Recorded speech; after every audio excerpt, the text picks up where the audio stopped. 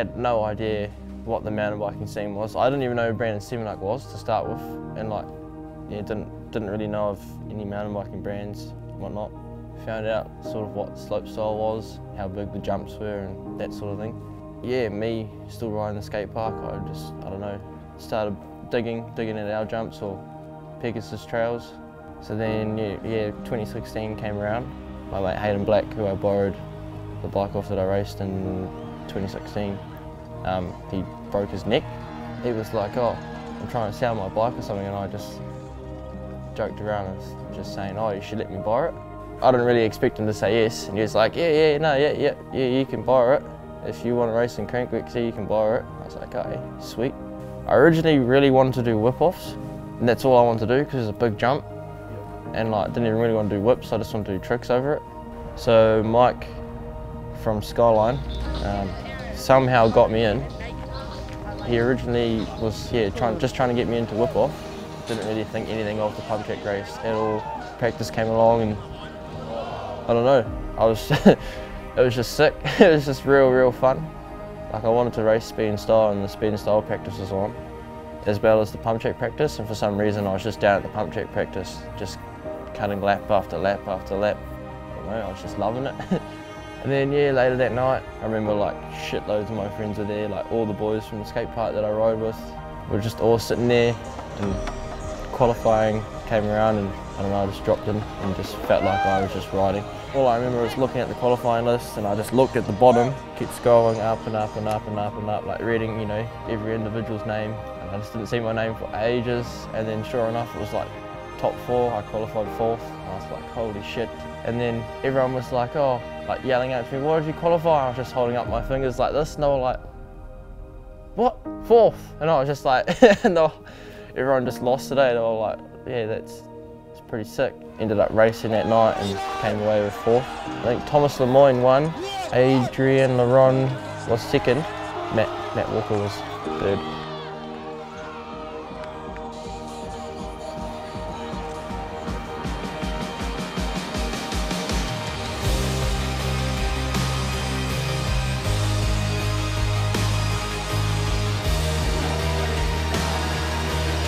Behind Pedro forward and he tries to win.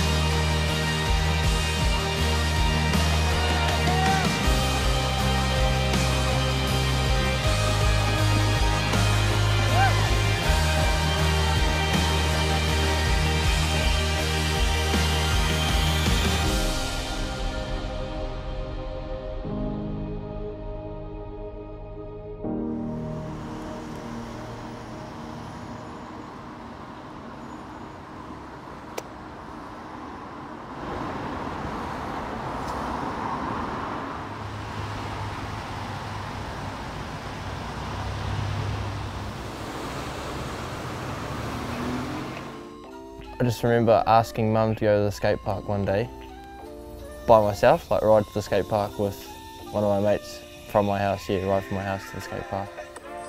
And she just said, nah.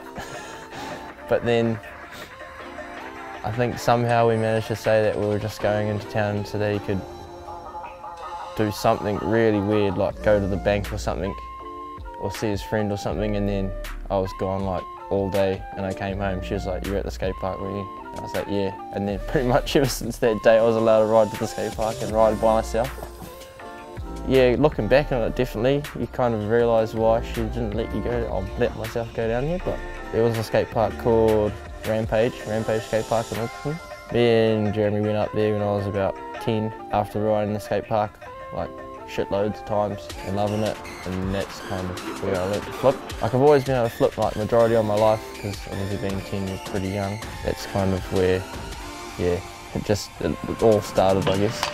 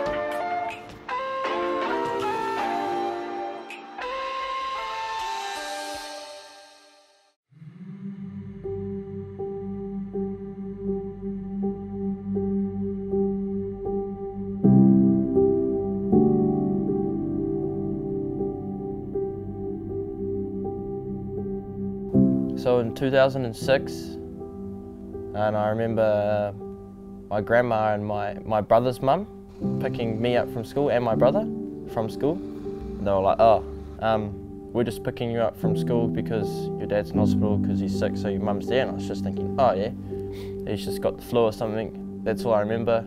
Yeah, got to the hospital, walked inside, seeing Dad lying there in a hospital bed with like all these tubes and stuff hanging out of him. And he had a pretty big work accident. Not like a pretty big, like a really big work accident. And he basically was driving the bulldozer and had his hard hat and stuff on, banged his head and got knocked out, and pretty much just drove a huge drop, probably like a 200 or 300 metre hill, like a big steep hill with trees off it because they were falling trees sort of thing. That's kind of where life, everything stopped. Like a lot of things happen in life that people don't really see. But yeah, Dad's definitely bloody, he's a bit of an inspiration. He's, had a stroke, like he's still alive and stuff, and he's still Dad. I can still go around and see him all the time. We get on like super well. That definitely played a lot of character in my life or whatnot. Definitely affected me. I guess it sort of made me think how lucky you are with the things you've got and stuff. And yeah, it definitely made me like respect what I have like a lot more and like understand just life a lot more. Like I guess at a younger age, like yeah, definitely one of my biggest inspirations in just life in general, or just anything to do with bikes would definitely be Dad. Like I love Mum and she loves me, and like she loves the fact that I'm riding and stuff. But yeah, Dad having a stroke and everything and still pushing the limits of himself, definitely yeah, big inspiration.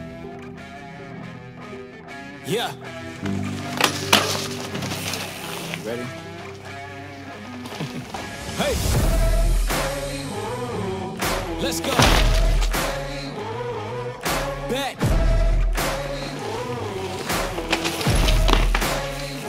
Yo, once again I'm back around.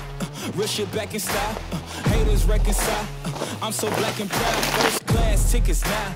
Feet all in the eye. Everybody looking down. Everybody get red when you drown, huh? Look at me up. I'm putting it down. You picking it up. Checking the models. They want us to go to college just so we can be stuck. Go to school to make a living. Or teach yourself to make a fortune. Common sense. Welcome to the apocalypse. Bitch, I'm one of the horsemen. I don't need your endorsement. I don't need reinforcement. Giving you your last warning. Cause I'm at my prime.